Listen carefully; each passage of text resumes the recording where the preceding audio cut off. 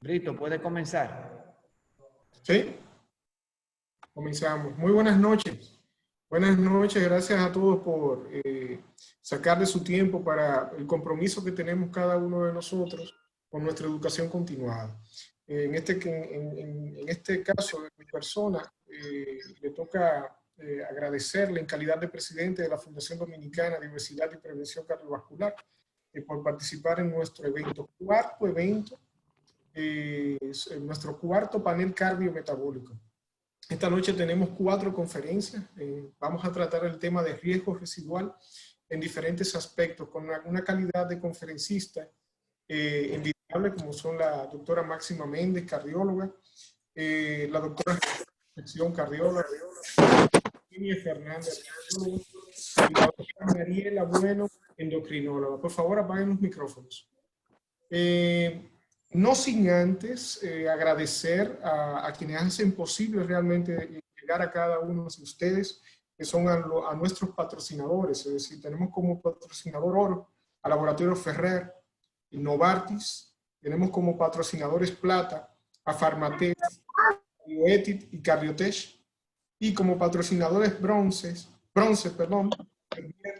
y Megalab.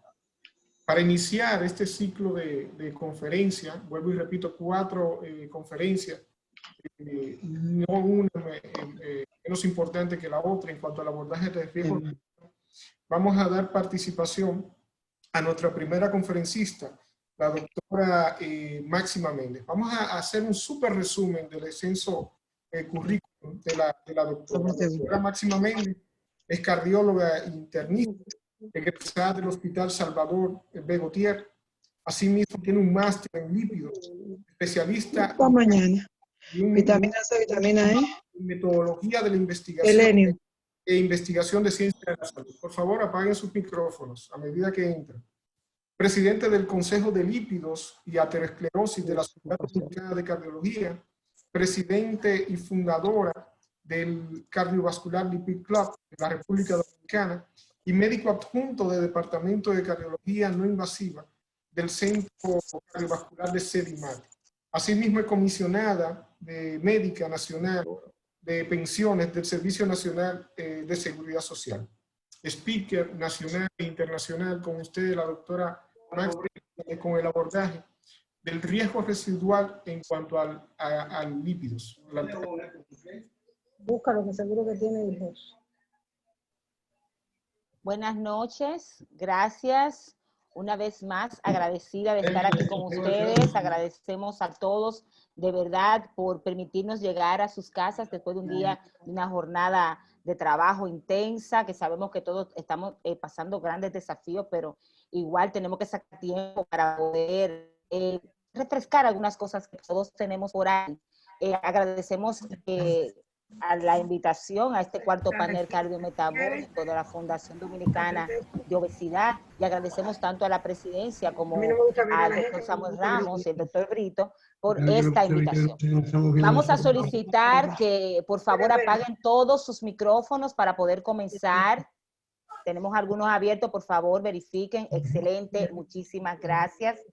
Revisen. Bueno, pues fíjense, en esta noche lo que vamos a tratar es de poner rápidamente en perspectiva cuál es el riesgo cardiovascular residual que queda en aquellos pacientes una vez ya se ha instalado el tratamiento y el abordaje de las dislipidemias, sobre todo de la hipercolesterolemia.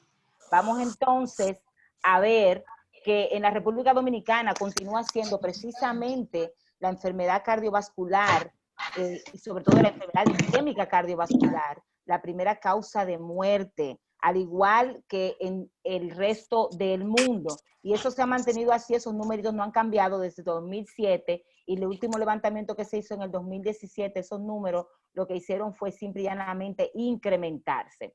Entonces, es importante que nosotros, al momento de hacer la estratificación de riesgo cardiovascular de los pacientes, podamos establecer, ya sea con el calculador de riesgo de nuestra preferencia, con el calculador de riesgo europeo, como el Euroscore, o con el calculador de riesgo del American College of Cardiology y la American Heart Association, que es el ASCVD Risk Score, que nosotros tengamos estos criterios bastante claros al momento de decidir el abordaje y la intensidad en el contexto del riesgo cardiometabólico. La verdad es que el riesgo aterosclerótico tiene muchísimos desafíos que van a ir increciendo desde el momento en el que nacemos hasta que llegamos a la adultez, y vamos a ver que cuestiones como desórdenes genéticos, como el contexto de la hipercolesterolemia familiar o la lipoproteína chica elevada o la misma hiperactividad de la PCSK9 pueden favorecer a que los pacientes tengan un mayor riesgo cardiovascular. Y asimismo nosotros nos vamos a ir planteando objetivos.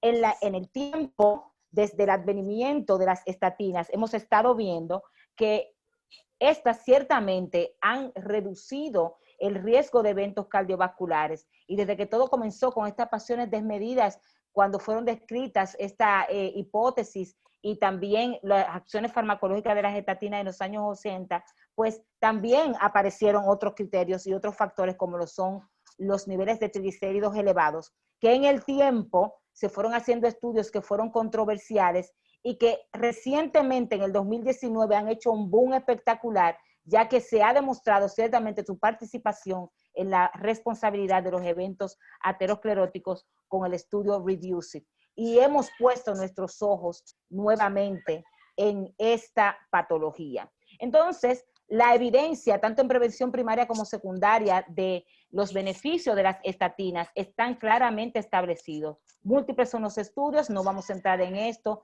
tanto en pacientes que tienen alto riesgo, en pacientes diabéticos, en pacientes que tienen, además de eso, enfermedad arterial coronaria establecida, como en pacientes con enfermedad renal, pues las estatinas ciertamente tienen sus beneficios.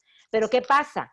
Que aunque han demostrado que pueden reducir el riesgo de eventos coronarios en número que pueden oscilar desde un 25 hasta un 38%, la verdad es que estudios como el 4S, estudios emblemáticos, el Lipiter Care, han demostrado de que existe un riesgo cardiovascular residual. Y si miramos a nuestra pantalla, podemos ver que el riesgo cardiovascular residual oscila entre un 62 y puede alcanzar a números tan altos como un 75%. Entonces, quiere decir que a pesar de que haya un abordaje intenso con las estatinas, existe un riesgo cardiovascular residual que va a ser el responsable, incluyendo con estatinas tan bien reconocidas por los estudios que se han demostrado sus beneficios, han demostrado que existe un riesgo cardiovascular residual que tenemos que enfrentar. Entonces, nos quedamos con esta gráfica en nuestra mente cuando nosotros estemos abordando un paciente con un riesgo cardiovascular asociado a enfermedad aterosclerótica, y es que a pesar del uso de las estatinas existe un 60% de riesgo de eventos cardiovasculares. ¿Y cuáles han sido esas cosas que se han relacionado con estos eventos cardiovasculares? Bueno, pues están situaciones como la hipercolesterolemia familiar, la misma intolerancia a las estatinas, la incapacidad que puede tenerse en alcanzar las metas, e incluso la disminución del colesterol HDL, que todos saben que hasta este momento no existe una terapia específica, y que también hay condiciones, como ya mencioné ahorita, como la lipoproteína chica elevada, que aumenta el riesgo aterotrombótico, y evidentemente la hipertrigliceridemia. Ahí están condiciones que favorecen esto. Además de eso, está la dislipidemia heterogénica del paciente diabético, el paciente con síndrome metabólico, el consumo de tabaco, van a aumentar de manera exponencial el riesgo cardiovascular residual. Y entonces miramos esta gráfica y recordamos que la formación del colesterol, de la LDL, de la lipoproteína de baja densidad, comienza con la formación de los kilomicrones, y que es precisamente la carga de triglicéridos, de lo que le da ese tamaño tan grande al kilomicrón, y que a medida que por acción de la lipoproteína lipasa se va metabolizando estos triglicéridos, pues entonces lo que queda es una placa pequeña, concentrada, llena de colesterol, que es la que es responsable de la formación de la placa aterosclerótica. Grandes, mientras más grande es la partícula, en el caso del kilomicrón, no puede atravesar el endotelio, evidentemente no llega hasta ahí, pero si intentara tampoco pudiera, porque los nanómetros en lo que se mide, pues evidentemente son mucho mayores. Y miren ustedes, si nosotros miramos esta perfusión in situ de un modelo animal, a menor tamaño de aquella lipoproteína, mayor capacidad de atravesar el endotelio y de formar la placa aterosclerótica. Y aquí tenemos que evidentemente los triglicéridos y el colesterol no HDL juntos también tienen una capacidad, sobre todo el colesterol no HDL, tiene una mayor capacidad de predecir cuál es el riesgo cardiovascular independiente o bueno, en conjunto con el LDL, pero el HDL tiene un peso específico bastante alto, el colesterol no HDL. Y en pacientes que tienen ya un riesgo elevado o que tienen riesgos adicionales, fíjense ustedes como la hipertrigliceridemia en ayuna o postprandial va a favorecer a que ese paciente tenga un mayor riesgo de eventos cardiovasculares.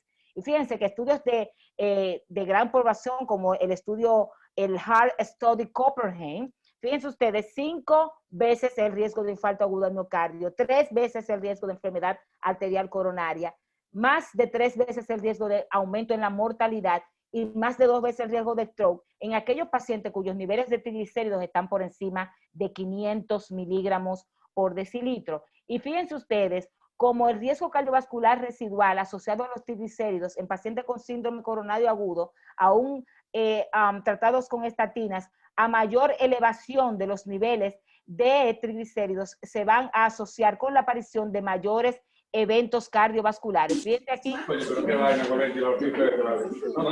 va a tener mayor riesgo de aparición de eventos cardiovasculares.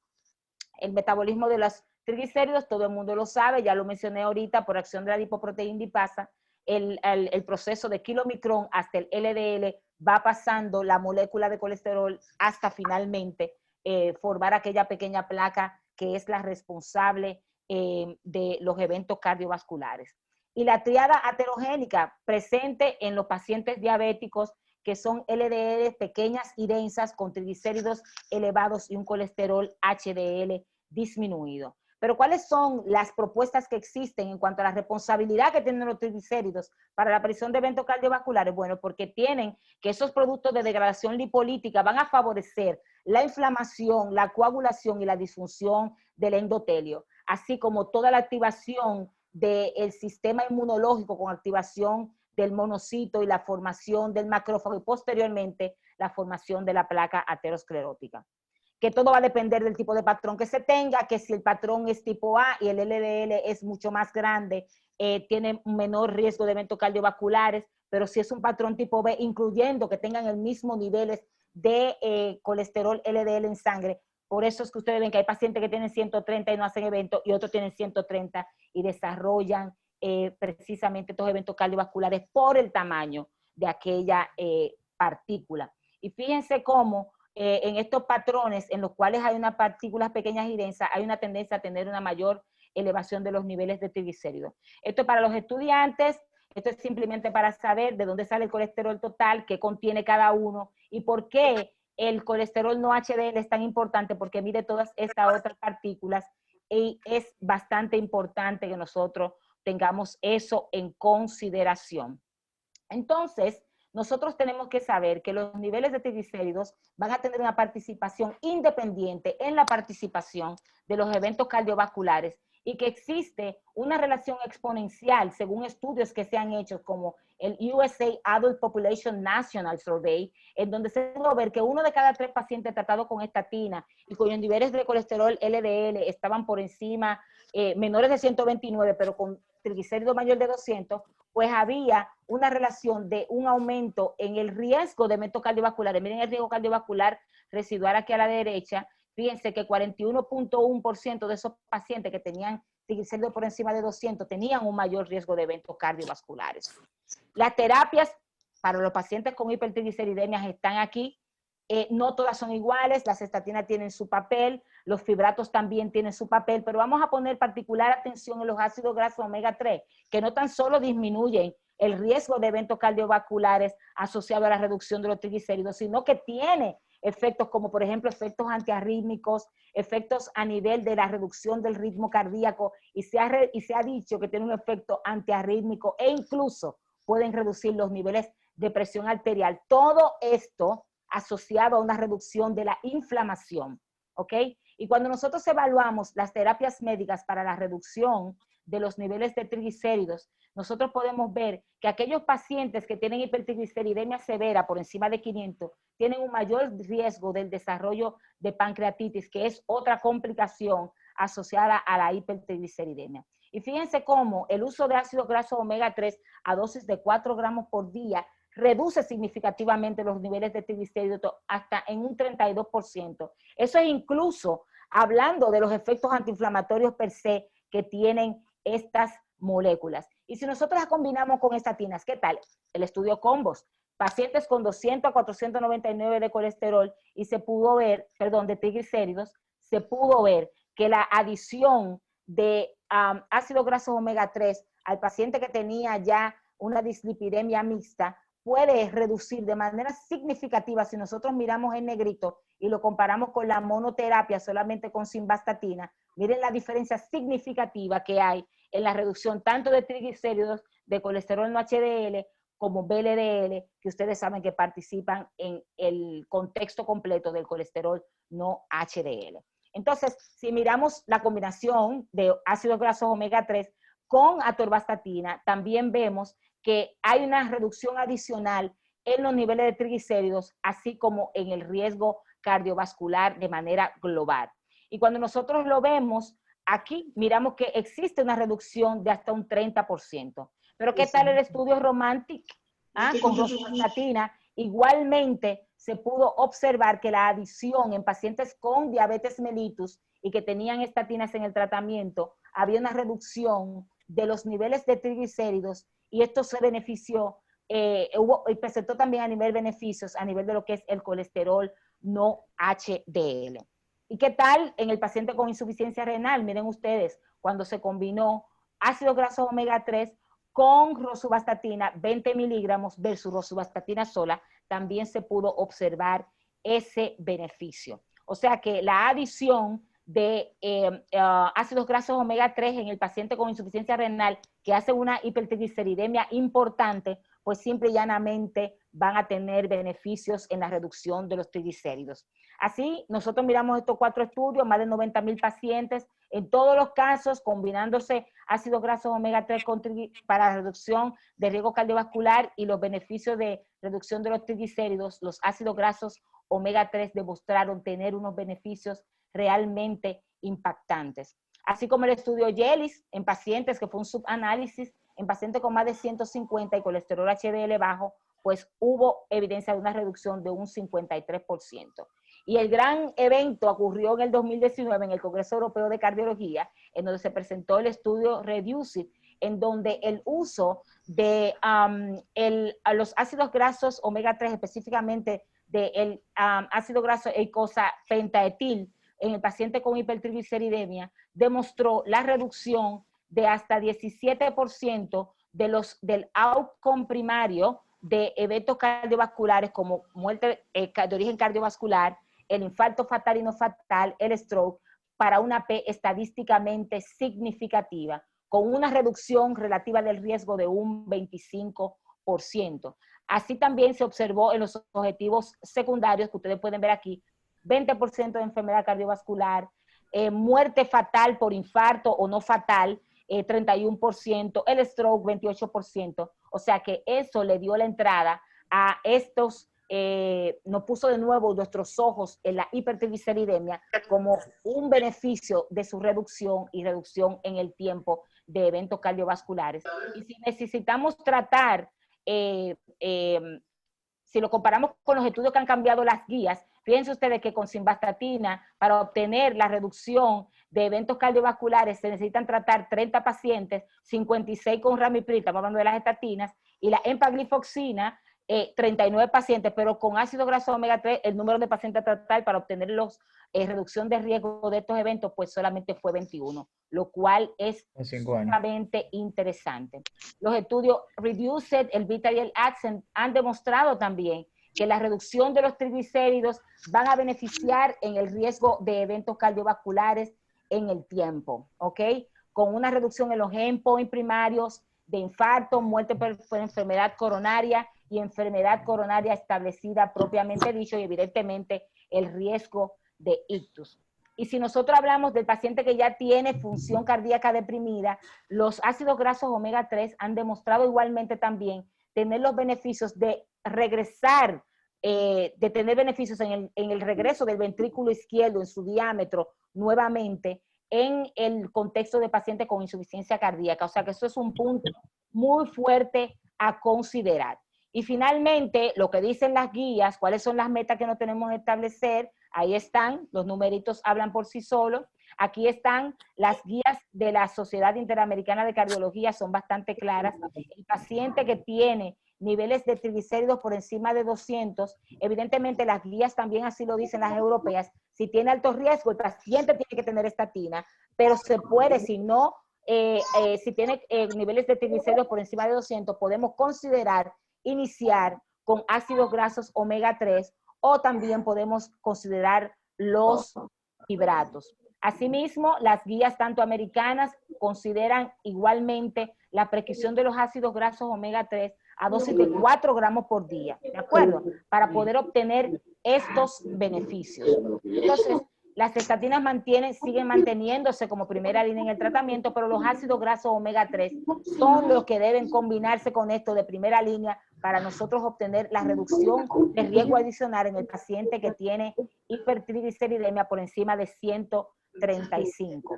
Estos son ensayos clínicos que están en marcha, que más adelante vamos a tener esa información, pero en términos generales lo que nosotros tenemos que conservar es que la hipertrigliceridemia la debemos considerar, no es como se tenía anteriormente, que se subestimaba el asunto de la hipertrigliceridemia y que solamente se tomaban decisiones a partir de 500.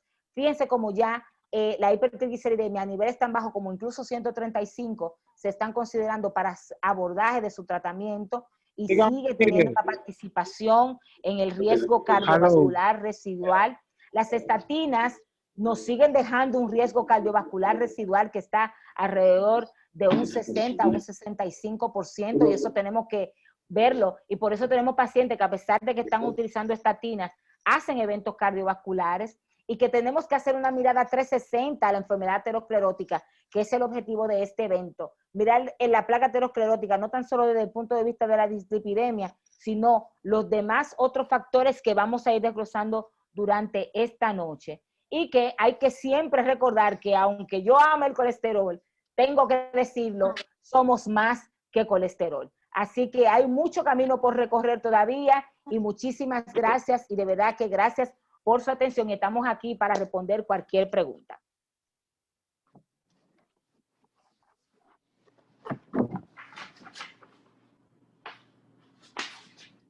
Muy bien. Felicidades, Máxima, tú como siempre con tus magníficas exposiciones en tus aguas, lípidos. Hay una pregunta para ti, es decir, que cuando agregamos estatinas, ¿cuándo agregamos fibratos a las estatinas? ¿Cuál es la indicación para ello?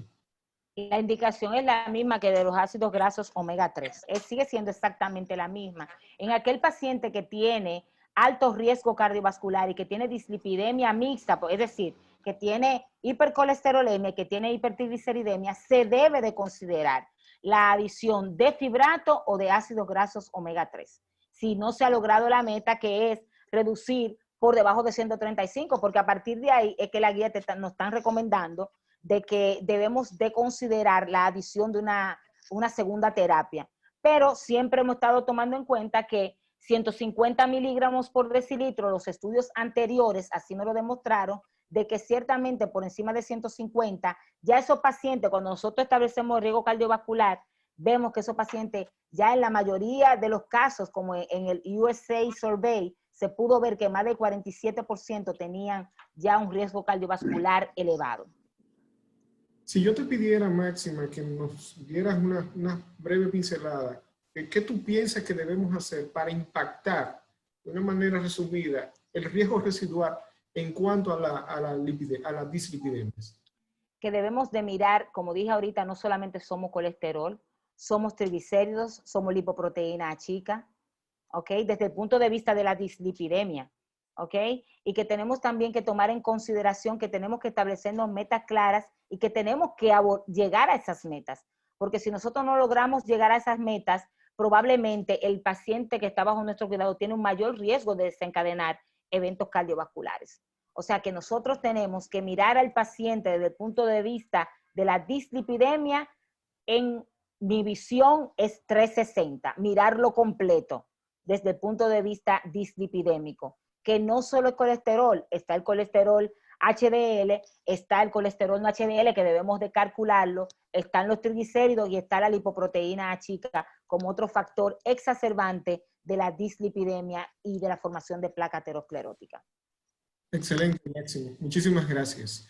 Miren, vamos a continuar con nuestro ciclo de conferencia de la noche de hoy, no sin antes agradecer del alma a nuestros patrocinadores, patrocinadores oro, Ferrer, Novartis, así como a nuestros patrocinadores plata, Fármaco, Cardiotech y Cardioeti. La conferencia es a cargo de una mocana, la doctora Mariela Bueno, endocrinóloga. La doctora Mariela Bueno le conocemos, fuimos parte inclusive de su formación, nos sentimos orgullosos realmente de la doctora. Ella es egresada de la Pontificia Universidad Católica Madre y Maestra. Cursó su especialidad en medicina interna en el Hospital Metropolitano de Santiago, su subespecialidad en endocrinología en el Hospital Civil de Guadalajara. Asimismo, actualmente la doctora Mariela Bueno se desempeña como jefe del Departamento de Endocrinología del Hospital. La doctora Mariela Bueno es miembro de la Sociedad Dominicana de Endocrinología y de la Asociación Latinoamericana de la Diabetes. Con ustedes, la doctora Mariela Bueno, con el tema diabetes y riesgo residual. Buenas noches, un gusto estar con ustedes y gracias por la invitación, porque un punto muy importante a tratar actualmente debido a el aumento en la incidencia es la diabetes y sobre todo el riesgo residual, ya que va muy de la mano en las complicaciones de la misma patología. Como todos sabemos, la diabetes año tras año su incidencia va aumentando. Y como reporta la Federación, la Federación Internacional de Diabetes, para el 2019 a nivel mundial habían 463 millones de habitantes padeciendo de esta. Se espera que para el 2045 esta tenga un incremento de alrededor de un 51%, trayendo con esto las complicaciones propias de la diabetes,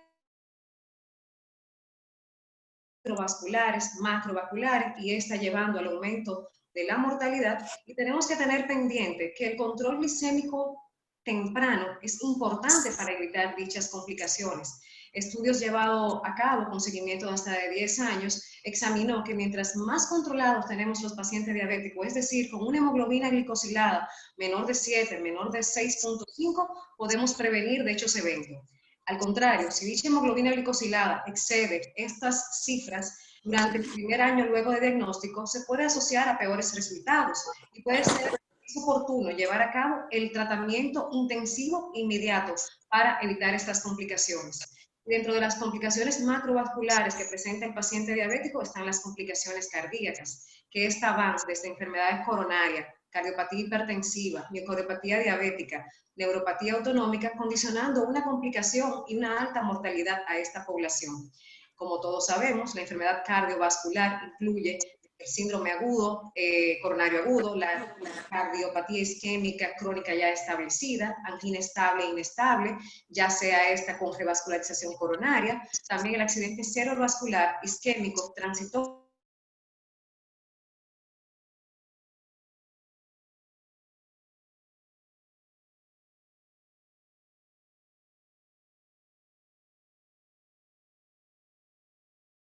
es la pesquisa y el tratamiento precoz en los estados tanto de prediabetes como diabetes y de los factores de riesgo cardiovascular asociado. Un punto importante es no descuidar a estos pacientes que desde que presentan una resistencia a la insulina ya debemos de sospechar que viene formando un aumento de dicho riesgo residual para cualquiera de las complicaciones.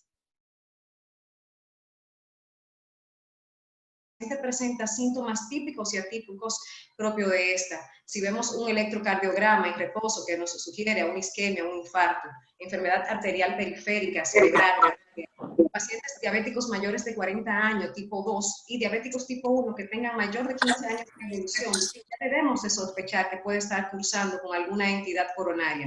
No descartar los demás riesgos, como acaba de mencionar la doctora, tener el perfil de lípidos controlado, la presión arterial, evitar el tabaco, descartar la historia familiar, también lo renal en estos pacientes de suma importancia, y controlar el peso y estimular al paciente a actividad física, que deje el sedentarismo.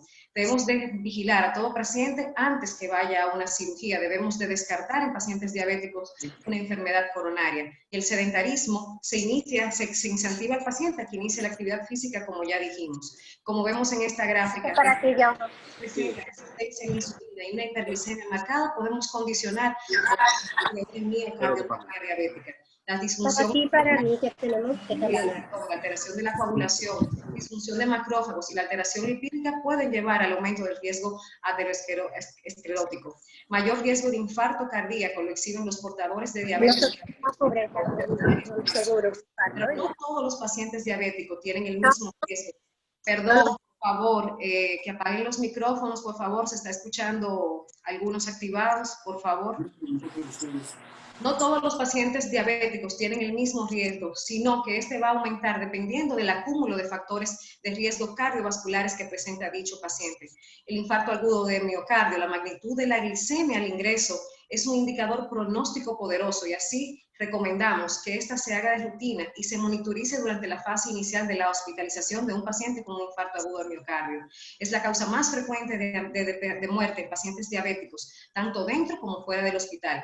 Y 1/3 de dichos pacientes se presentan con isquemia silente, esta secundaria a la neuropatía autonómica que presenta esta población.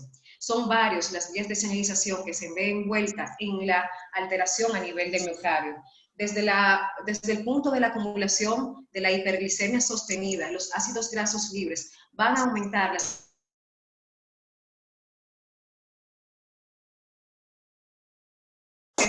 alteración en el sistema renina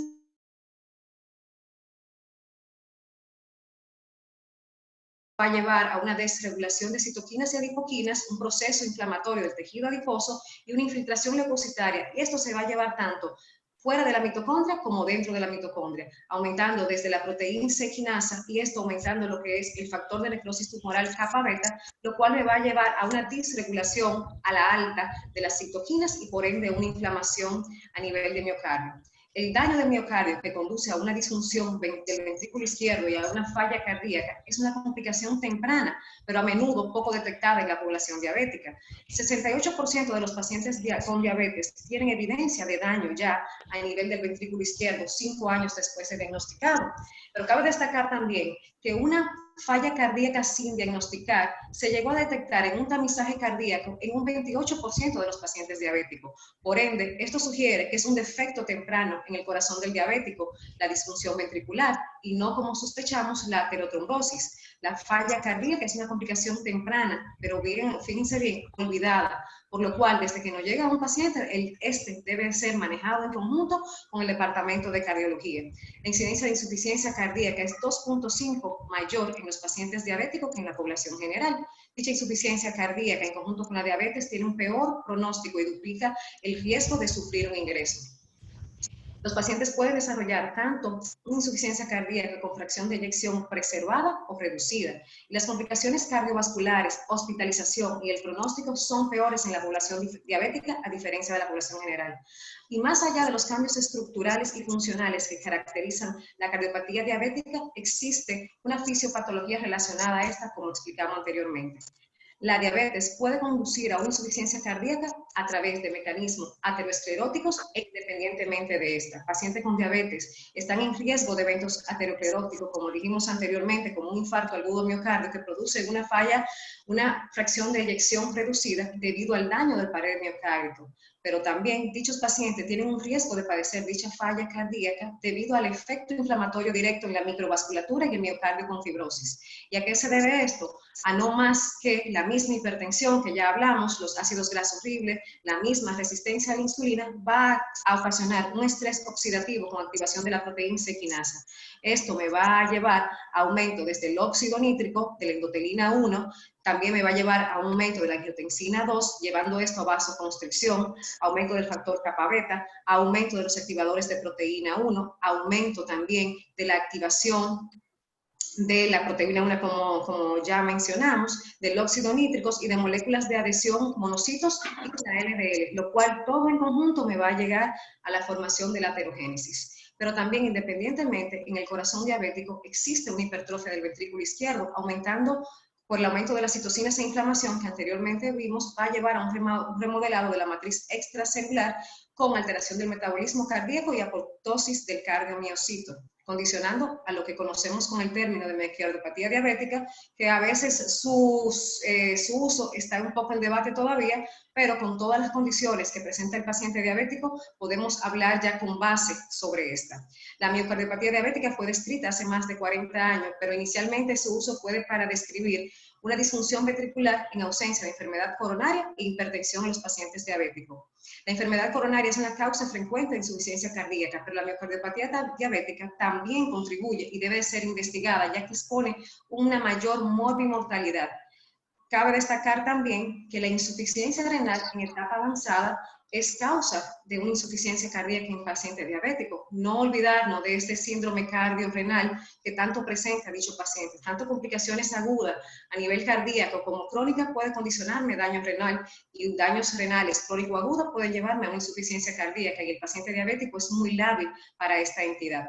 La diabetes mellitus incrementa el riesgo de desarrollar síntomas y hospitalización por falla cardíaca.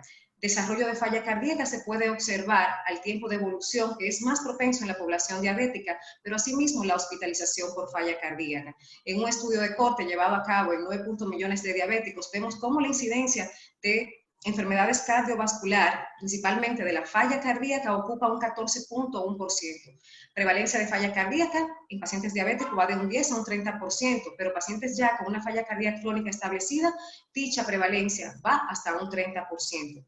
Las hospitalizaciones por falla cardíaca representan un marcador pronóstico adverso para el desenlace del paciente. Este pronóstico se va a mantener independientemente de la fracción de eyección, ya está esta preservada o reducida. Por lo tanto, la prevención de la hospitalización, en especial de los pacientes de alto riesgo, presenta un objetivo terapéutico importante.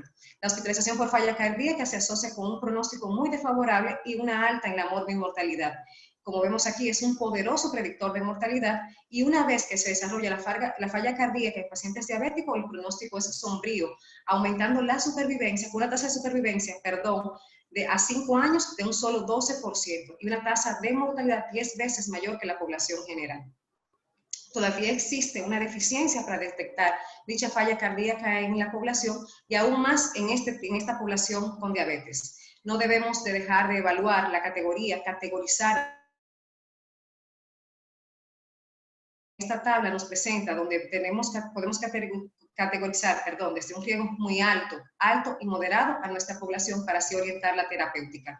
La evaluación para la enfermedad coronaria, como todos sabemos, ya tanto en pacientes sintomáticos como asintomáticos, debe de ir desde estudios de imágenes, y esta me va a llevar a si vamos a realizar coronografía, o si el paciente no tiene imágenes positivas para esta, cómo será el control con observación frecuente en la consulta. Si el paciente está asintomático y encontramos alteraciones en electrocardiogramas y varios factores de riesgo, considerar estudios de imágenes, de ser positivo, llevar a realizar su coronografía. Pero si el paciente tiene un electrocardiograma normal, también debemos de realizar, si consta de un factor de riesgo, realizar pruebas para determinar si existe algún tipo de enfermedad coronaria. Las guías nos recomiendan siempre la prevención primaria para enfermedad cardiovascular, desde el control de la presión arterial, la actividad física, la aspirina, el control de la diabetes, y también la dieta, el tabaco y el control del colesterol, como ya habló la doctora. La Asociación Americana de la Diabetes nos pone siempre nuestra guía para orientar el manejo. Dicha guía siempre va a comenzar en primera línea con la metformina y cambio de estilo de vida. Pero aquí podemos ver cómo debemos de individualizar el paciente. Si el paciente principalmente predomina en él enfermedades cardiovasculares importantes ya establecidas, o si el paciente ya tiene una falla cardíaca o insuficiencia renal, debemos de orientar dicha terapéutica. En este tipo de población nos recomienda utilizar los agonistas de los receptores de GLP-1 y los inhibidores de GLT-2. Están ahora mismo demostrando una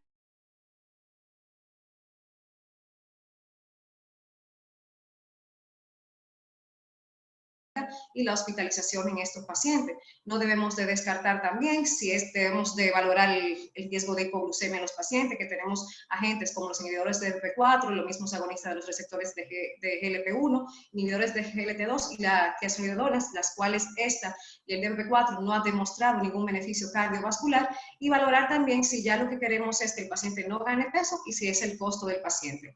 Entonces, esta gráfica la hemos visto mucho, no me voy a detener a detallarla totalmente, pero vemos cómo el estudio UCAPDS, que es un estudio de base para la población diabética, reportó que utilizando metformina en la población que la utiliza de diabéticos tiene un 36% de reducción del riesgo para causa de muerte y un 39% menor de infarto al miocardio, es decir, que la metformina sigue siendo la primera línea en esta población. No así podemos observarlo con la insulina y la sulfonilurea.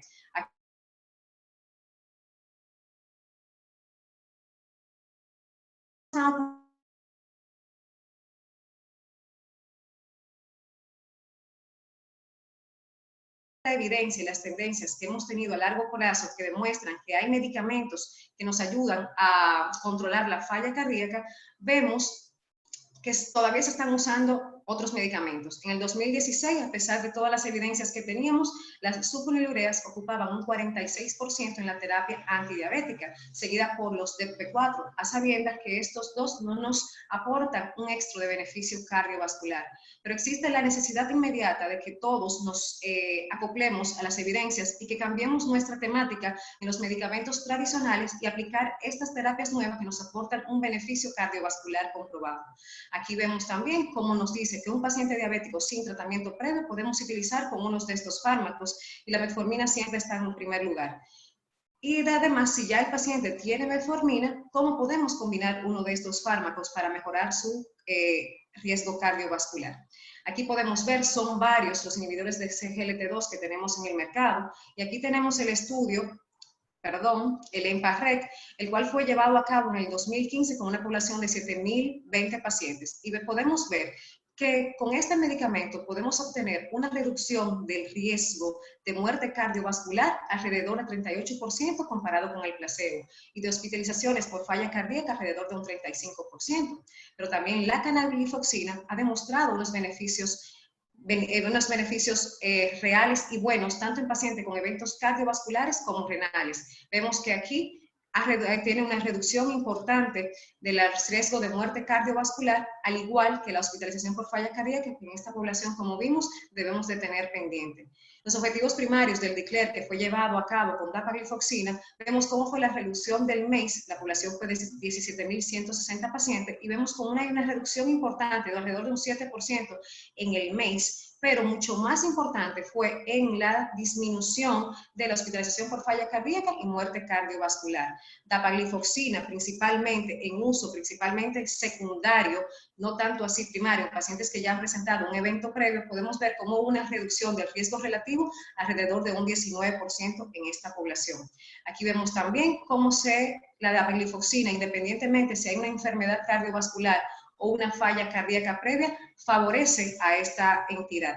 Y el 10% de los pacientes que estaban en este estudio, cabe destacar que sí tenían una falla cardíaca previa. Vemos aquí como no solo con pacientes con fracción de eyección reducida, háblese de una FEBI menor de 45, podemos ver cómo redujo tanto las muertes cardiovasculares y hospitalización cardíaca. La hospitalización en sí y la mortalidad por cualquier causa redujo con el uso de los inhibidores de SGLT2. Pero en pacientes que no tenían esta fracción de eyección reducida, podemos ver como una disminución, sobre todo en la muerte cardiovascular en pacientes hospitalizados y en la y la hospitalización por falla cardíaca de alrededor de un 24%. Vemos aquí como con estos medicamentos, vemos cómo mejora el llenado ventricular, mejora el metabolismo, la inhibición miocárdica del intercambio también mejora, reducción de fibrosis y necrosis. Cabe destacar que los los agonistas de los GLP-1 también han sido demostrados que son beneficiosos para eventos cardiovasculares, modulando desde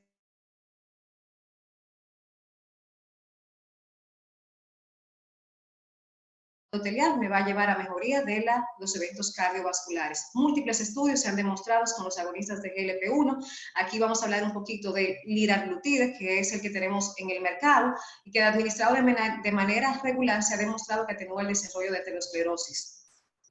Disculpen que no se ve muy bien la gráfica, pero con liraglutide se llevó a cabo este estudio. Este es el estudio líder, el cual el principal objetivo de este fue valorar el componente cardiovascular, tanto de muerte cardiovascular, fatal como no fatal, en pacientes diabéticos. Y podemos ver cómo hubo una reducción relativa, a comparación que el placebo, del riesgo de lesión cardiovascular con los pacientes con liraglutide de alrededor de un 22%. Aquí podemos ver los beneficios que podemos tener con estos fármacos, desde disminuir la inflamación, la recaptación de glucosa, la lesión isquémica y cómo mejora la función del ventrículo izquierdo y la frecuencia cardíaca.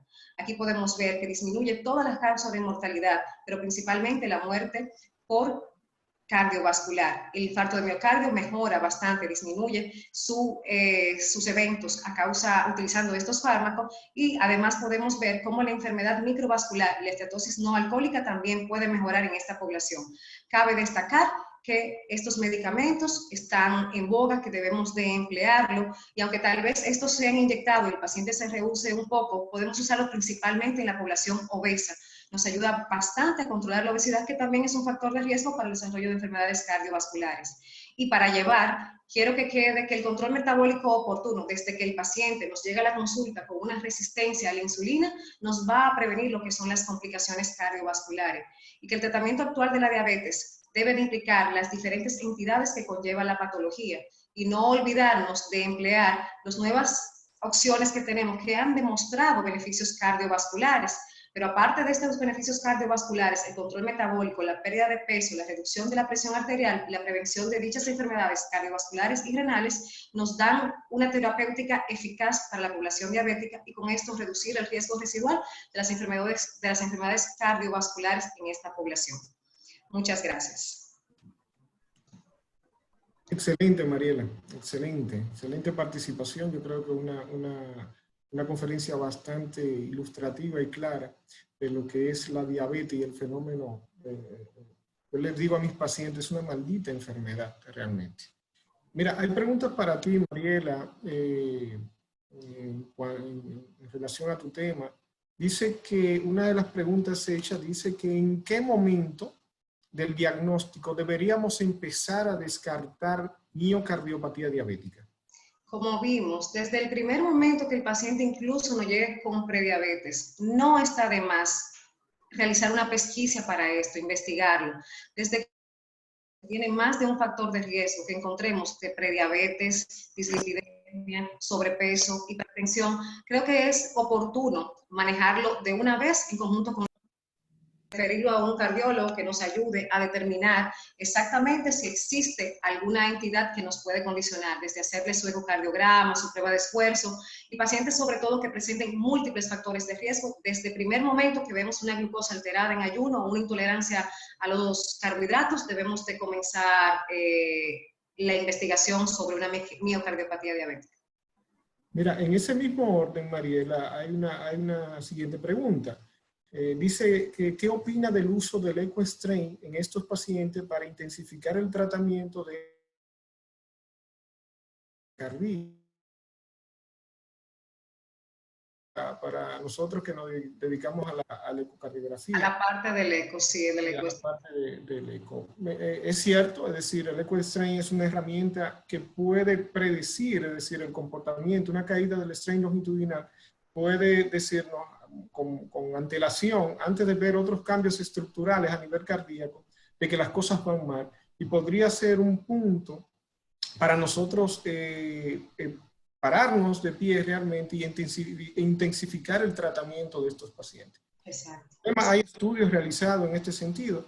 El problema es que el eco-strain no es una técnica. El eco es muy portátil y barato, pero todavía el eco-strain en nuestros medios es costoso. No tenemos eco-strain en todas partes. Costoso, y los seguros no tenemos cobertura para el eco-strain actualmente. Pero es una herramienta que puede ayudar y hay estudios realmente que así lo citan. Mariela, con el mal desempeño, es decir, con la aparición de complicaciones de nuestros pacientes diabéticos, ¿qué opinas tú? Es decir, ¿es inercia del médico? ¿Se debe, aparte de inercia del médico? Es desconocimiento. Hoy día todos tenemos muy claros realmente los lineamientos. Estamos en una era muy moderna donde podemos, con estos dispositivos, tenemos las guías en nuestros dispositivos electrónicos. ¿Hay inercia de parte de la sociedad médica en cuanto al manejo de la diabetes? Sí, doctor. Sí, muchas veces me le dan larga al inicio, por ejemplo, de la misma insulina. El paciente llega, cuando le vamos a emplear o cuando se recomienda emplear, por ejemplo, la insulina, ya el paciente viene metabólicamente muy descompensado y ya con un daño que tal vez ya, con una hiperglicemia que ya ha hecho sus daños. Entonces, siento que sí, que debemos todos empoderarnos y desde que el paciente comience a manejar desde intolerancia a los carbohidratos, una glicemia alterada en ayuda, debemos de iniciar medicación oportuna para evitar dichas complicaciones, porque veo que me le están dando larga y ya están llegando los pacientes con niveles de hemoglobina glicosilada muy elevados, de verdad que sí.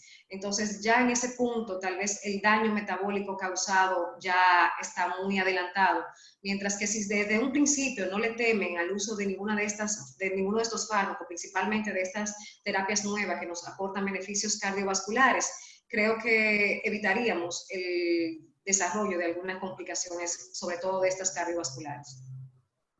Muchísimas gracias, Mariela, por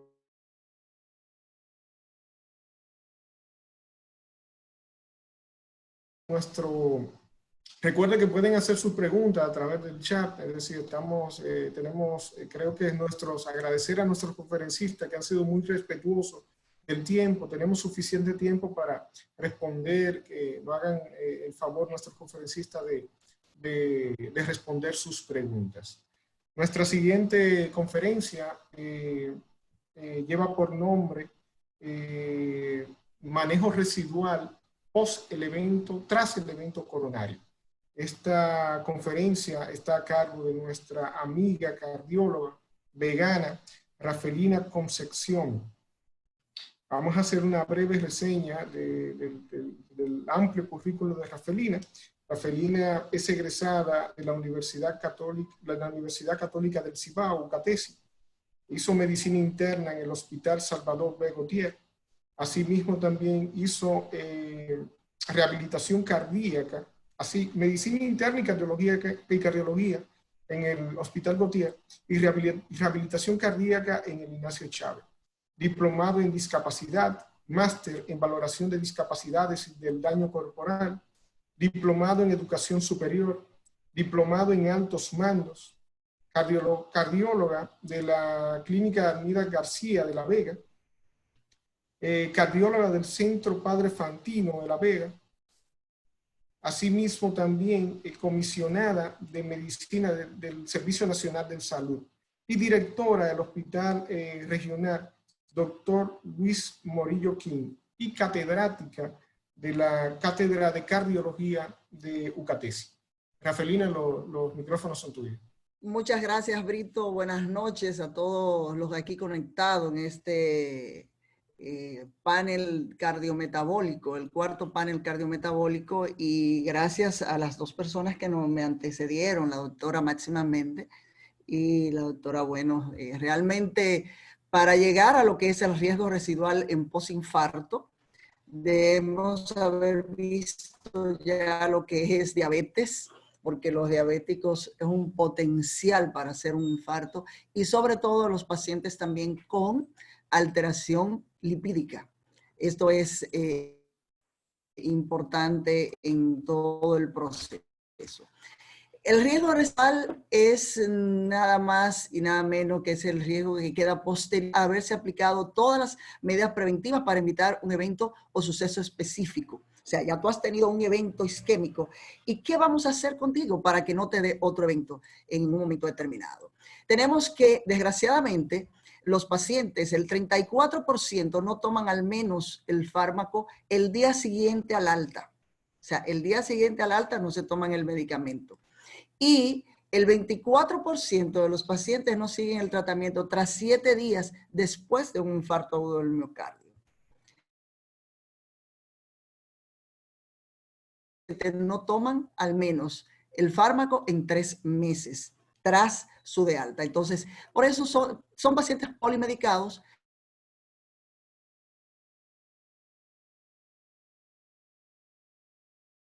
Yo me siento bien y no voy a tomar medicamento.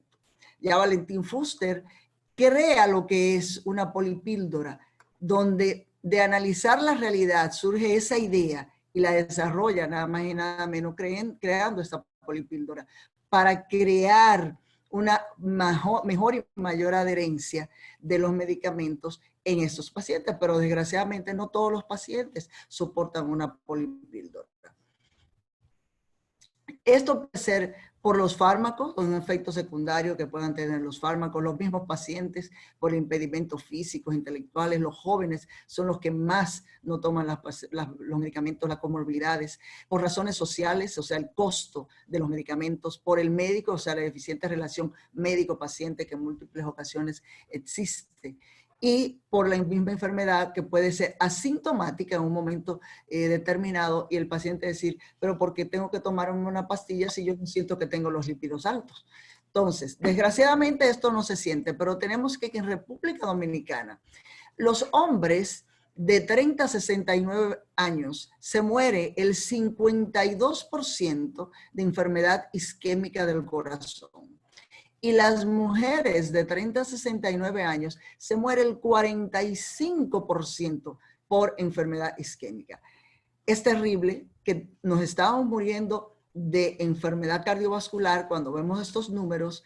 Desgraciadamente, si vemos este número 2019, yo creo que en la misma pandemia no se ha muerto tanta gente, pero desgraciadamente estamos en pandemia. Entonces, el riesgo residual, 1.700 pacientes en este estudio STEMI, ¿qué hacemos? A pesar de que se pone el empeño para que se antiagregue, se anticoagule, se usen las estatinas, los pacientes sigan todo lo que es la metodología, como quiera siguen teniendo infarto. Entonces, hay más mortalidad, hay más hemorragias y aparece esto en el primer año después de tú haber tenido una enfermedad coronaria. Entonces, la mortalidad cardiovascular se multiplica casi por 8 en estos pacientes. En este estudio aquí vemos que los pacientes mayores de 65 años muestran un registro clínico, o sea, cuando sobreviven a un años se mueren los pacientes por sangrado y el riesgo acumulado que pueden tener también aumentan ya con accidentes cerebrovasculares, enfermedades vasculares.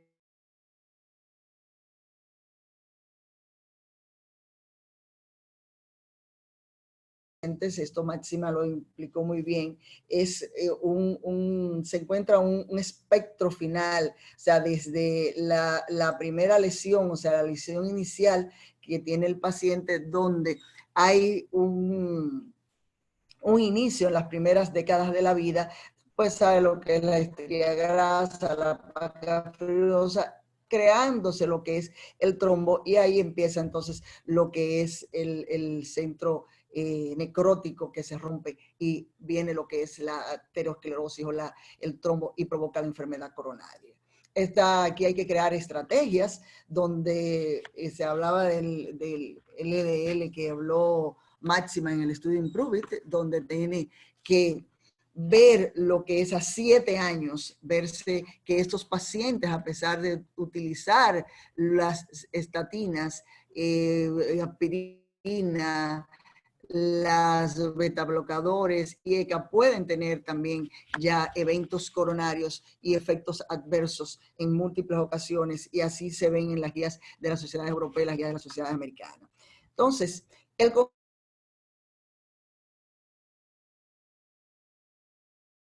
farmacológicas. Este cambio del estilo de vida es súper importante. ¿Por qué? Porque esto va a disminuir farmacológicas,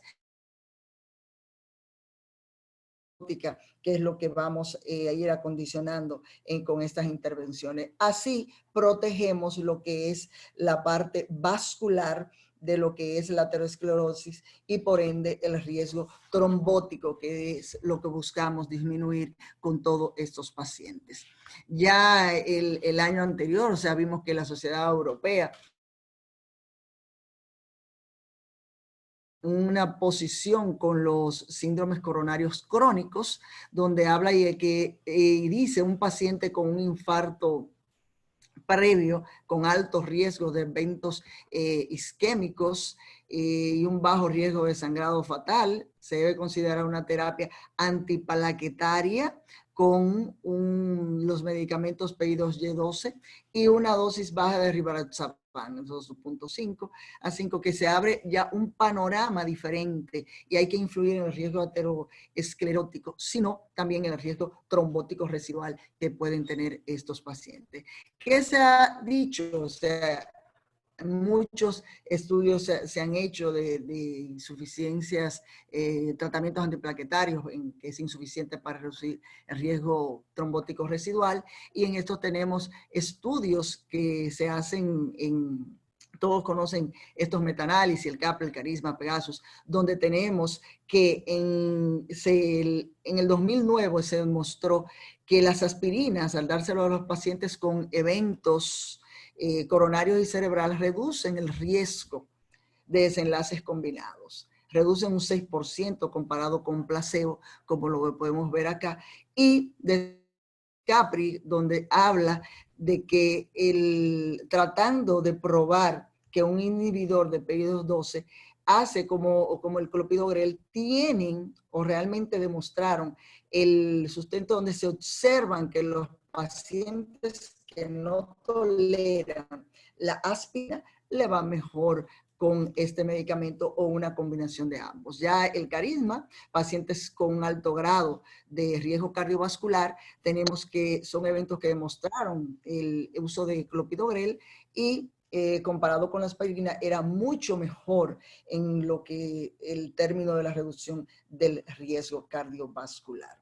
Ya en el Pegasus, en el 2015, hablábamos de que incluso en estos pacientes teníamos infartos con intervenciones percutáneas y en los últimos 3 años ya con tratamientos que tenían una alteración con el medicamento, una mejoría que era con la mortalidad agregando en el paciente el medicamento de rivaroxaban y el sangrado de 2 a 3% en nuestros pacientes. Aquí en el estudio COMPAS vemos que tenía 3 brazos, uno que se utilizaba rivaroxaban 2.5 veces al día más aspirina, rivaroxaban 5 miligramos 2 veces por día, y el brazo de la aspirina, que era el tratamiento estándar. Estaban programados a 4 años y el estudio se suspendió a los 23 meses, cuando se observó que el 50% de estos pacientes con un desenlace se había logrado y se vio libre la suspensión porque había resultado una mejoría considerable en estos pacientes. Identificar los pacientes de muy alto riesgo que se benefician más del tratamiento con vía de la inhibición dual es lo más importante.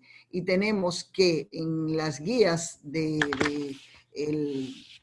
del 2019 con el Rivaroxaban, habla más aspirina, tenemos menos eventos aterotrombóticos, donde la enfermedad arterial tiene unos periférica coronaria que hacen un análisis de costo-beneficio. Hay dos posiciones en lo que es la europea con los síndromes coronarios crónicos y en pacientes con guías conjuntas en los pacientes diabéticos y las recomendaciones adicionales en estos pacientes con falla cardíaca también, que es en clase 1 y 2, mejorando lo que es su estado de hospitalización de estos pacientes. ¿Quiénes se benefician? Los pacientes con enfermedad coronaria multivaso y pacientes que tienen, pueden tener efectos o eventos isquémicos con o sin alto grado de sangrado y pacientes con falla cardíaca. Ya en esta parte vemos en todo lo que es las barras azules, tenemos que hay una prevención de cada 1000 pacientes que fue alrededor de 24 eventos y los sangrados después de 30 meses fueron alrededor de 3 de cada uno de este grupo en los 30 meses. O sea que fue un beneficio en cada uno de los grupos de estos pacientes. Condiciones que ponen a los pacientes en alto riesgo de sangrado. Principalmente el riesgo de sangrado que la guía habla, los antecedentes que tienen pacientes, accidentes cerebrovasculares, enfermedades cerebrales, enfermedad renal, estadio 5, sangrados gastrointestinales recientes, enfermedades gastrointestinales predisponentes a sangrado, falla hepática, predisposición a sangrado y coagulopatía y edad extrema y fragilidad.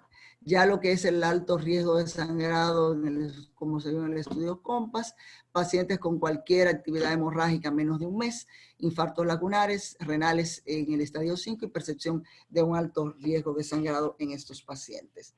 En el Pegasus tenemos que el uso de ticagrelor, 60 miligramos 2 veces al día contra placebo, tuvimos un mayor beneficio.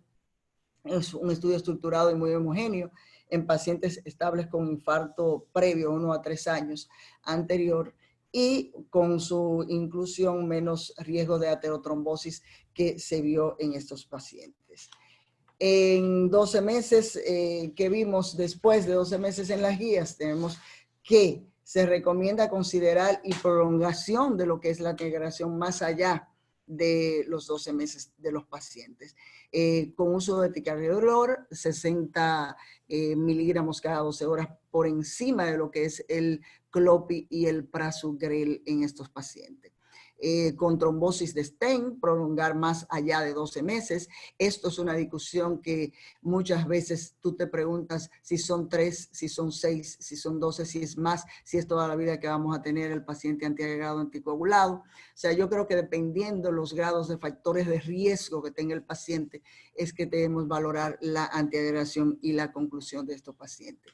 La justificación de la doble antiagregación prolongada, que tenga riesgo isquémico residual, eventos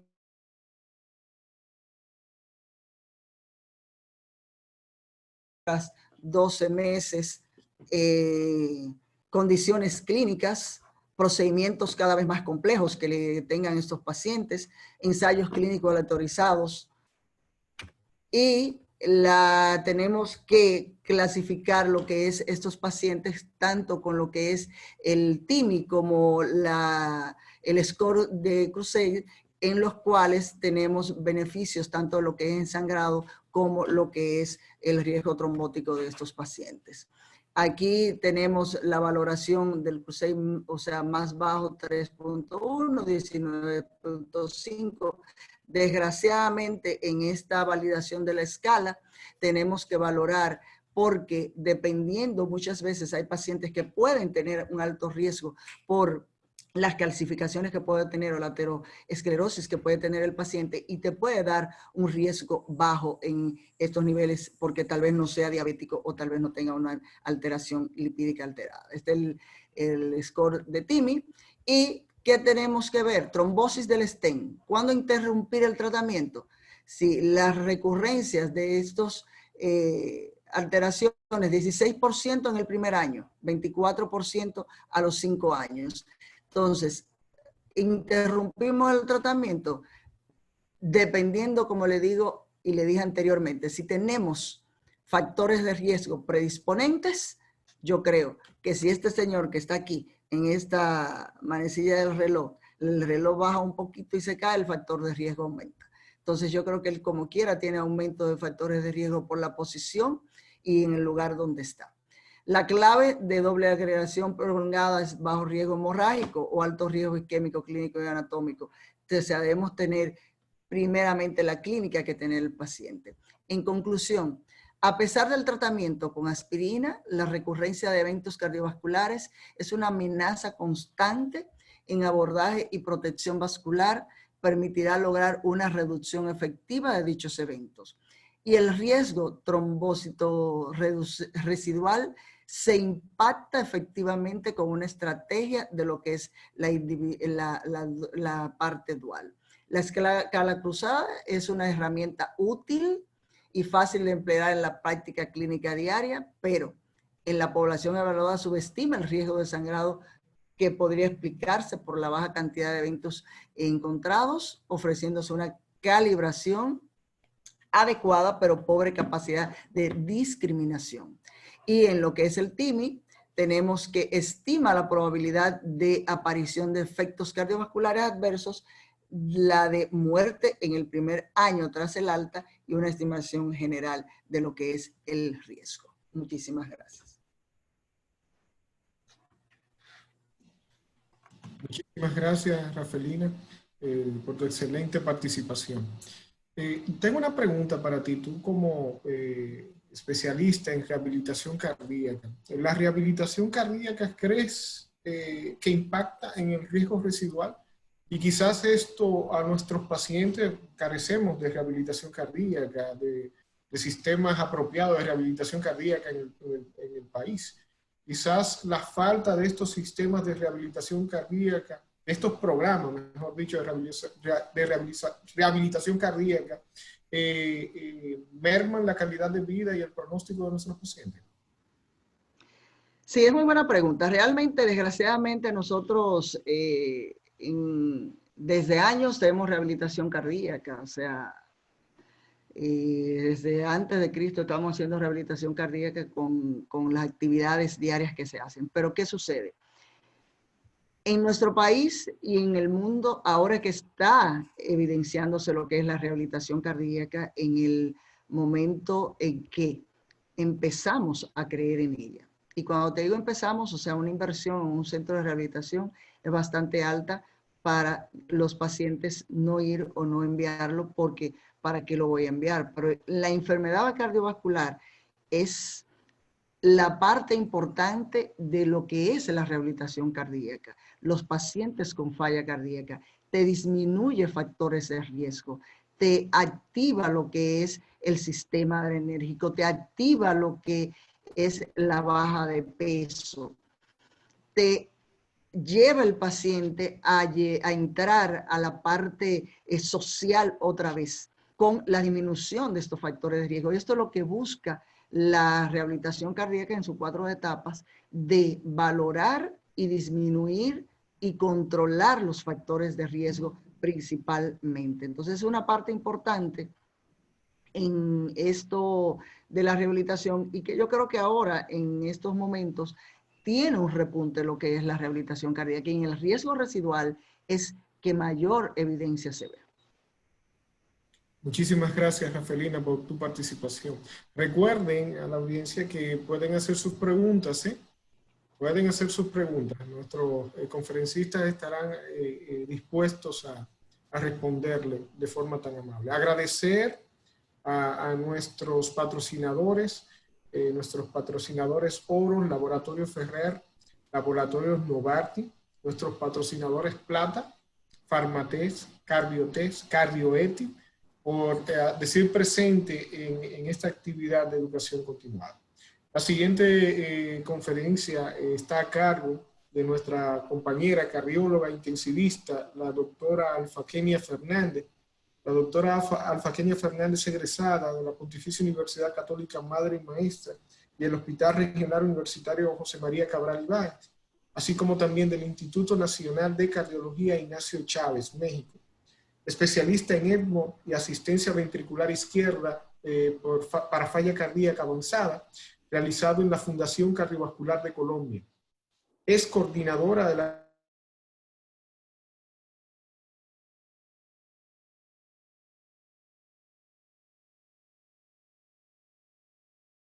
Metropolitano de Santiago, en especial con pacientes críticos y postquirúrgicos cardiovasculares. Es docente de la Residencia de Medicina Interna y Cuidados Intensivos de dicha institución. Alfa. Gracias, buenas noches. Gracias, Brito, por la presentación.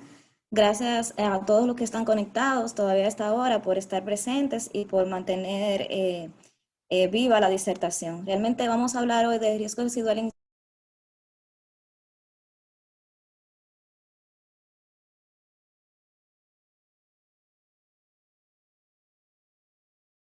científico y de educación médica continuada. Cuando hablamos de insuficiencia cardíaca y lo que es riesgo residual, vamos a hablar ya de lo que es el sustrato final de diferentes patologías cardíacas que han llevado al paciente a la insuficiencia cardíaca per se. Y aquí en la insuficiencia cardíaca se va a incidir en el riesgo residual principalmente en dos puntos, en lo que es la adherencia al tratamiento y en el cambio del estilo de vida, ya que la enfermedad cardíaca de por sí ya está instaurada y hemos llegado a la parte más profunda, por así decirlo, de lo que es el deterioro del corazón en este sentido. Aquí vemos la proporción de pacientes hospitalizados en todo el mundo por insuficiencia cardíaca y vemos que de un 1 a un 4% de todos los pacientes son admitidos a nivel mundial en países económicamente desarrollados, y esto desde 5 a 10 días en todo el mundo. Vemos claramente como lo que es América Latina, Brasil, Chile, México, entre otros países, ocupan el primer lugar, seguido de lo que es Europa Central, como Francia, Alemania, entre otras, con un porcentaje bastante alto de lo que es la hospitalización por falla cardíaca en estado de descompensación. ¿Y qué es lo que ocurre? Bueno, como todos sabemos, es la incapacidad del corazón como bomba para mantener las demandas metabólicas de los tejidos, y cuando lo hace a través de mecanismos de compensación que van desde un paciente asintomático, que es el paciente que vemos en la consulta, y aquí van a transcurrir un tiempo en años si el paciente no se incide de una manera adecuada en el tratamiento y en la prevención, hasta que llegamos a un paciente sintomático cuando el paciente ya tiene disfunción sistólica con disminución de la fracción de eyección. Vemos cómo se activan durante todo este proceso los mecanismos neurohormonales. Como consecuencia de esto, una disminución del gasto cardíaco, aumento del tono simpático, activación del sistema renina-angiotensina-aldosterona, las citoquinas, la vasoconstricción y la retención de sal y agua que llevan al paciente al remodelado ventricular, la disfunción sistólica, y esto a un círculo vicioso que va a deterioro. Aquí vemos cómo en el transcurrir del tiempo, vemos cómo el paciente va a presentar los 3 tipos de insuficiencia cardíaca ya conocidos: la fracción de eyección preservada, con el paciente con mayor de 55% de fracción de expulsión, el paciente con fracción de eyección intermedia o limítrofe, que está entre uno y otro, y el paciente con fracción de eyección baja, que es el paciente que ya tiene todos los mecanismos maladaptativos rebasados y que tiene remodelado del ventrículo izquierdo y que está en falla cardíaca, por así decirlo. Vemos como en el transcurrir del tiempo en años vamos desde una disfunción sistólica hasta la falla cardíaca clase funcional 4 con el remodelado ventricular y la alteración de la geometría del ventrículo que claramente vemos en el eco. Y aquí vemos en los Estados Unidos la tasa de reingreso hospitalario en pacientes con insuficiencia cardíaca de un 20 a un 25% dentro de los primeros 30 días después de un alta hospitalaria con descompensación, y hasta un 67% de reingresos en el primer año. En lo que es Europa Central ya sería un 24% con un 44% en el primer año post el alta hospitalaria, como lo han determinado todos estos estudios que ven aquí, y esto es debido a una no titulación del tratamiento, a una no adherencia al tratamiento o a un no cambio en el estilo de vida del paciente. Vemos aquí la clasificación de la New York Heart, como todos conocemos, y vemos la nueva clasificación de la insuficiencia cardíaca de acuerdo al American College y a la donde vemos la etapa A, que es el paciente con alto riesgo de desarrollar insuficiencia cardíaca que no tiene una aparente estructural anomalía cardíaca. pero que podemos decir en nuestra consulta que puede caer en falla cardíaca ya de por sí porque ha sido multitratado con diferentes antihipertensivos, porque es diabético, porque tiene un alto riesgo para infarto. Paciente en etapa B es aquel paciente asintomático con anomalía estructural que tiene antecedentes de cardiopatía isquémica, un infarto, una angina, baja fracción de eyección, hipertrofia ventricular izquierda o una enfermedad valvular asociada asintomática. El paciente en la etapa C es aquel paciente que es sintomático con anomalía estructural y la etapa D es el paciente sintomático con anomalía estructural y refractario al tratamiento estándar. Vemos qué es lo que tenemos que hacer nosotros en nuestra consulta, pues aquí la guía nos refuerza bastante con lo que es el seguimiento de los péptidos. La medición de los péptidos natriuréticos, tanto el ProBNP como el NT-proBNP, alterados, mayores de 125 y de 35, con alteraciones ecocardiográficas, aunque sean mínimas, tenemos que pensar en insuficiencia cardíaca.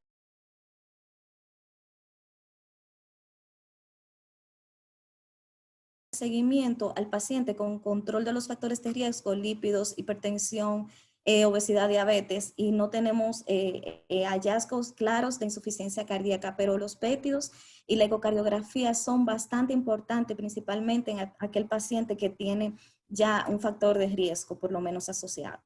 ¿Cuál es el objetivo del tratamiento? Bueno, pues reducir la mortalidad, si vamos al pronóstico, reducir las morbilidades, aliviar los síntomas y signos, mejorar la calidad de vida, reducir el edema y la retención de líquido, aumentar la capacidad del esfuerzo, reducir el cansancio y la disnea y conseguir cuidados paliativos terminales. Ya en lo que es prevención, disminuir la necesidad de hospitalizaciones, reducir los episodios de daño miocárdico y la progresión de estos, evitar el remodelado ventricular y la retención de sal y agua y el empeoramiento clínico. ¿Cuáles son las dianas terapéuticas de la insuficiencia cardíaca? Todos lo sabemos, pero recordar que en todos los casos el paciente debe llevar un diurético, un inhibidor de la ECA o un ARA y los beta bloqueadores. Ya en pacientes con insuficiencia cardíaca severa o con disfunción sistólica, lo anterior, más un ahorrador de potasio, ya sea la espironolactona o la eplerenona, y cuando el paciente tiene muchos síntomas, pues agregar lo que es la digital si tiene la fracción de eyección por debajo de 35. No olvidar el uso de los beta bloqueadores, los ARA, los antialdosterónicos. Ya sabemos que luego que el paciente no presenta mejoría, debemos agregar los vasodilatadores, lideralacina, y como nuevo, pero que ya no son nuevos porque ya nosotros bastante bien que lo sabemos, tenemos los ARNI y la ivabradina para control de la frecuencia cardíaca, los cuales detallaré un poquito más adelante. ¿Qué debemos hacer? Bueno, pues aquí tenemos unas escalinatas donde vemos el tratamiento, vemos los beta bloqueadores, vemos los inhibidores de la ECA y los ARA, y vemos luego cómo se agrega a la guía los inhibidores de la neprilicina y la ivabradina. Vemos también cómo ellos refuerzan lo que es la revascularización miocárdica, los dispositivos y los dispositivos de falla cardíaca avanzada, que en este caso no nos van a competir porque estamos hablando de riesgo residual. ¿Qué debemos nosotros de tratar? Vemos aquí el riesgo de readmisión de pacientes hospitalizados con insuficiencia cardíaca y vemos en las líneas rojas que indica el periodo de mayor riesgo de readmisión, que es inmediatamente después del alta, justo antes de la muerte del paciente. Aquí es que el paciente debe tener una estrecha supervisión con un equipo cardiológico y un monitoreo ambulatorio que es poco frecuente en el hogar, pero que debe ser realizado después del alta. Si nosotros no tenemos esa seguridad, es mejor titular al paciente hospitalizado una vez haya mejoría y lo tengamos un poco más depletado de volumen. Vemos una fase vulnerable después de la hospitalización por insuficiencia cardíaca, donde aproximadamente el 25% de los pacientes serán readmitidos en los primeros 30 días después del alta, y esto es bastante, y la mortalidad durante este periodo va a ascender a unos 30 días. En los primeros 30 días puede alcanzar hasta un 10%, y es aquí donde nosotros debemos de tener una intervención absoluta y tratar de titular al paciente, de mantenerlo seco, de depletarlo de volumen y de titular al paciente con los medicamentos que lo favorezcan y que van a disminuir el riesgo de mortalidad. El riesgo de mortalidad es 2 veces mayor durante los primeros 30 días en comparación con los 6 meses posteriores, y vemos aquí esta gráfica como lo indica claramente. Hay un aumento significativo de la tasa de prescripciones de todos los tratamientos recomendados para insuficiencia cardíaca posterior al alta, ¿Por qué? Porque tratamos de compensar al paciente hospitalizado y no nos atrevemos en múltiples ocasiones a titular todos los medicamentos. Sin embargo, la admisión en el hospital con insuficiencia, en el paciente con insuficiencia cardíaca es una oportunidad concreta para optimizar el tratamiento y así lo evidencian un sinnúmero de estudios, tanto con los ECA, con los ARA, con los beta bloqueadores, con los diuréticos, con los ARNI, con los digitálicos, con la estatina, con los antiagregantes, con la anticoagulación, con la ibabradina, con los nitratos. Con todos estos medicamentos nosotros podemos arriesgarnos durante la hospitalización a valorar si el paciente los tolera. En la casa y más frecuente en la consulta para nosotros poderle dar el beneficio de todo lo que estos medicamentos van a proporcionar al paciente y van a ayudar al remodelado del ventrículo. La hospitalización proporciona una gran oportunidad para el tratamiento de la insuficiencia cardíaca y así lo han evidenciado todos esos estudios y vemos cómo va a disminuir lo que es el reingreso y vamos a disminuir como lo que es la tasa de receta que vamos a dar posterior al alta. Vemos aquí cómo la relación de los péptidos va relacionada directamente con lo que son los eventos cardiovasculares, por así decirlo, y vemos cómo va a disminuir lo que es el riesgo de muerte, el seguimiento de los péptidos natriuréticos cuando los tal vez no se puede egresar. Sin embargo, no medimos péptidos, no lo medimos tanto en el ingreso, no lo medimos en la consulta y el paciente puede estar en un alto riesgo de muerte y nosotros no saberlo por no medir péptidos. Ya, gracias a Dios, en nuestro medio existe la manera de medir péptidos y debe ser protocolizado tanto en nuestra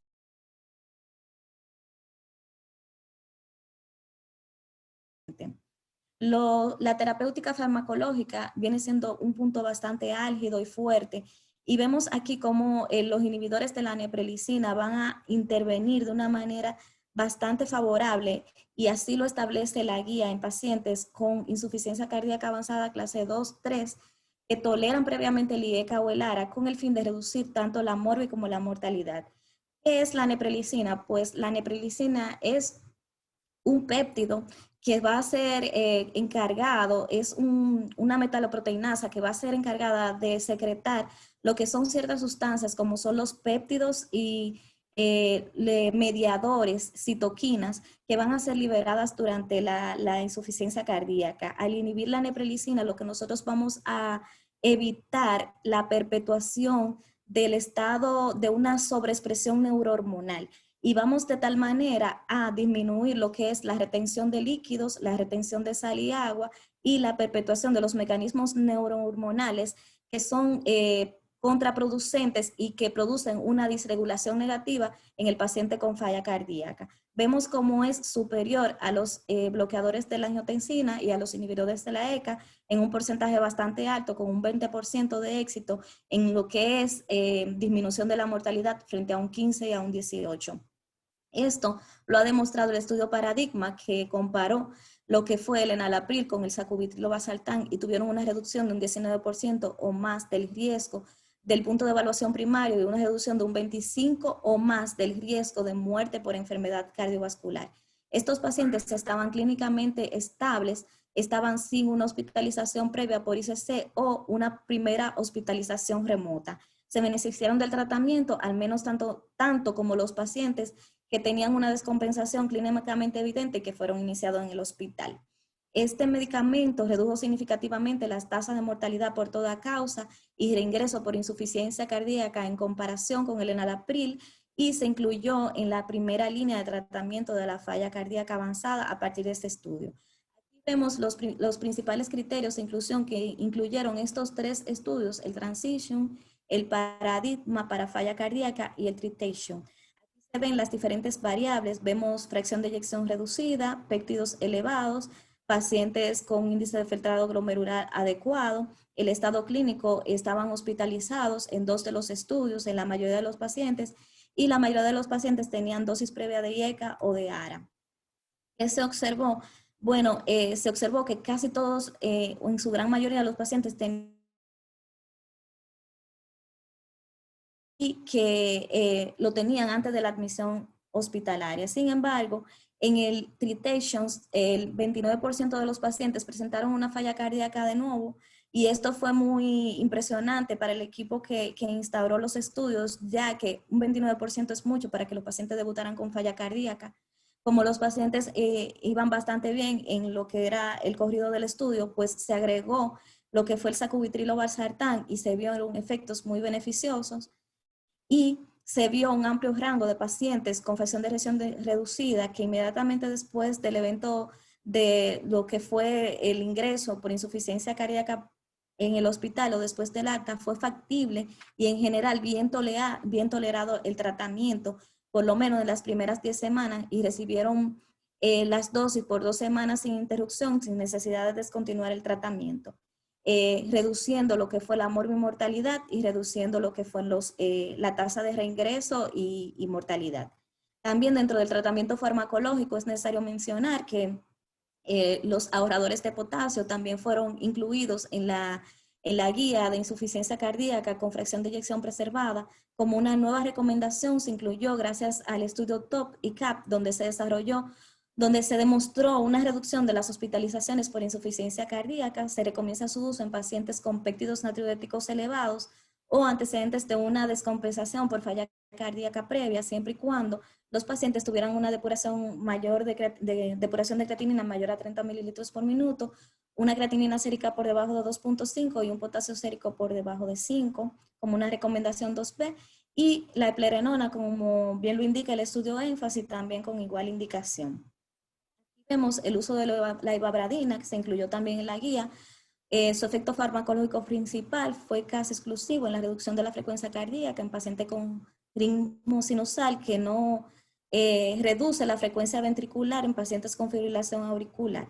Vemos claramente cómo en pacientes con fracción de eyección por debajo de 40%, se logró la reducción de la frecuencia cardíaca sin reducir los niveles de tensión, y disminuyó lo que fue la mortalidad como punto primario, como lo vemos aquí en la gráfica con relación al placebo. El omecamtiv es un medicamento que es activador de la miocina cardíaca, es responsable de convertir la energía química en energía mecánica, y es un medicamento que promete y está en estudios preclínicos para el tratamiento de la insuficiencia cardíaca, demostrando que es un activador de la miocina que incrementa la contractilidad en ausencia de cambio de los niveles de calcio, y está en fase de estudio. Este estudio fue publicado en el JACC en febrero de 2020.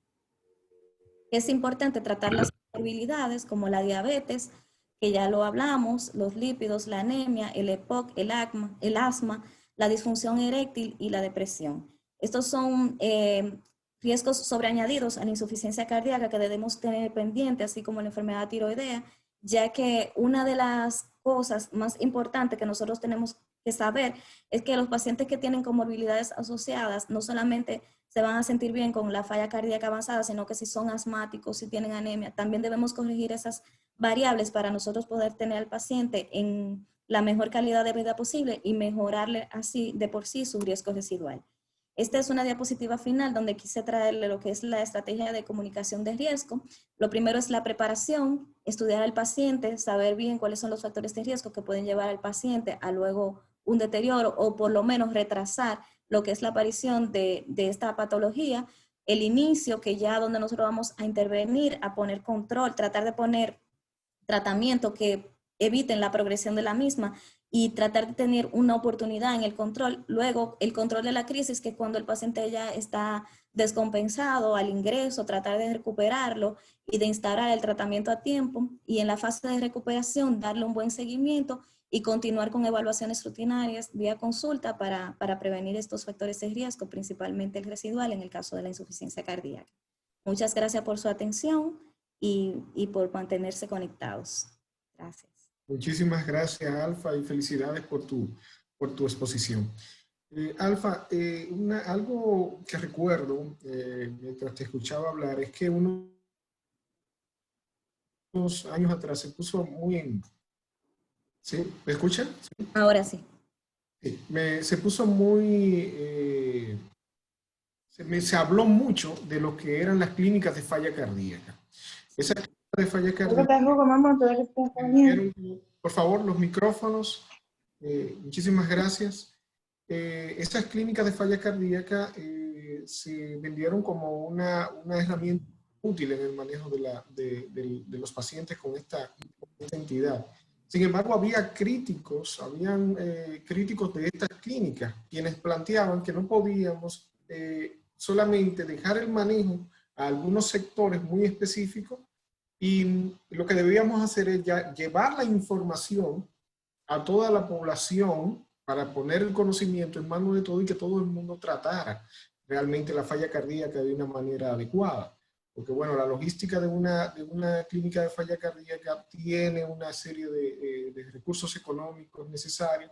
¿Y eso qué opinión te merece estas consideraciones? Sí, Brito, muy interesante esa pregunta. Realmente, por la falta de recursos, no todos los hospitales deberían, o sea, deberíamos estar preparados, pero todo el mundo tiene los recursos económicos para instaurar una clínica de falla cardíaca. Y más así deberíamos instaurar lo que es la prevención y nosotros mismos manejar la falla en lo que nuestro país se va desarrollando. Incluso las clínicas de falla son también ya impulsadas a lo que es el trasplante. Cuando hay clínicas de fallas, el trasplante cardíaco debe estar también instaurado en lo que es el circuito de este tipo de clínicas, debido a que el paciente se prepara en estas clínicas para trasplante cardíaco y asistencia ventricular. Entonces, en nuestro país todavía el trasplante cardíaco está muy atrás, deberíamos estar un poquito más avanzado, hablar más de trasplante. Y como estamos un país subdesarrollado, nosotros debemos ya en la estrategia de prevención tratar de instaurar la medicación, titular los pacientes nosotros mismos. No es una idea descabellada tratar de hacer las clínicas de falla cardíaca, pero entiendo que es un tema puramente económico. Que deberíamos, sí, pero nosotros estamos haciendo lo que podemos, cada cual en su consulta, y tratar de concientizarnos más. Y nosotros luego plantearnos como equipo, como sociedad, por lo menos hacer clínicas en puntos álgidos del país donde nosotros podamos intentar, tratar de poner dispositivos de asistencia, tratar de monitorizar más los pacientes, que pesarlo, que aunque vuelvan a su cardiólogo, nosotros pudiéramos tratar de cerrar esos circuitos y poder hacer esos protocolos. Que no es que no están hechos, pero entiendo que por un tema puramente económico y que va muy ligado al tema del trasplante. Con las conferencias pasadas tocamos el tema inercia médica. Es decir, creo que fue con la participación de Bueno en su conferencia. Es alarmante que un 25% de los pacientes con un primer ingreso, como lo citaba, por falla cardíaca, 25 reingresan en el primer mes. Sí. ¿Inercia médica o es cuestiones propias del paciente? Yo entiendo que los dos, nosotros tenemos parte de la culpa, el paciente también tiene mucha culpa. Hay una parte que es la parte de entendimiento del paciente, de captarte las cosas. Hay muchos pacientes que uno lo tiene en falla cardíaca con fracción de eyección en 20%, tú le explicas y el paciente finalmente no te logra entender. Nosotros también tenemos muchos pacientes.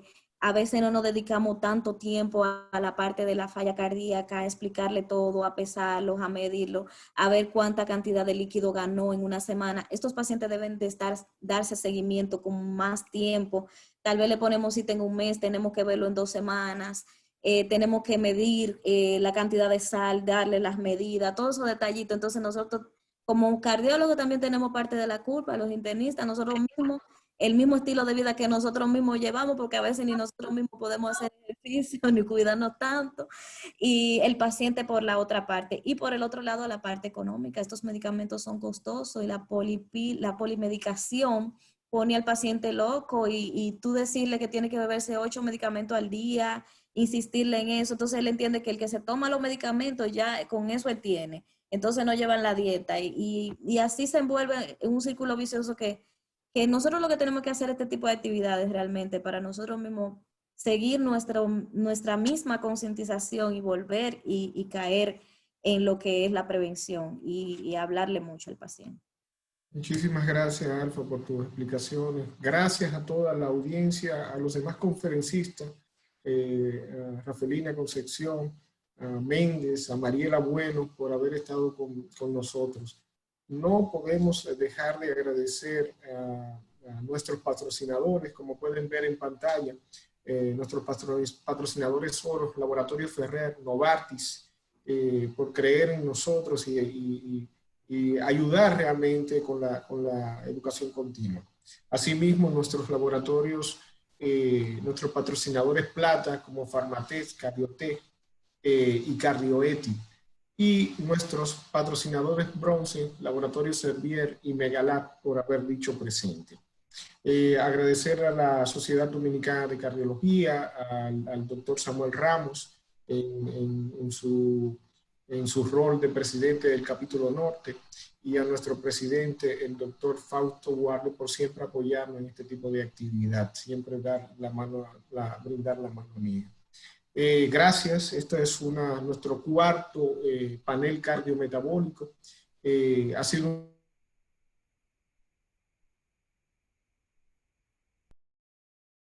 Gracias, Brit. Gracias, buenas noches. Buenas noches.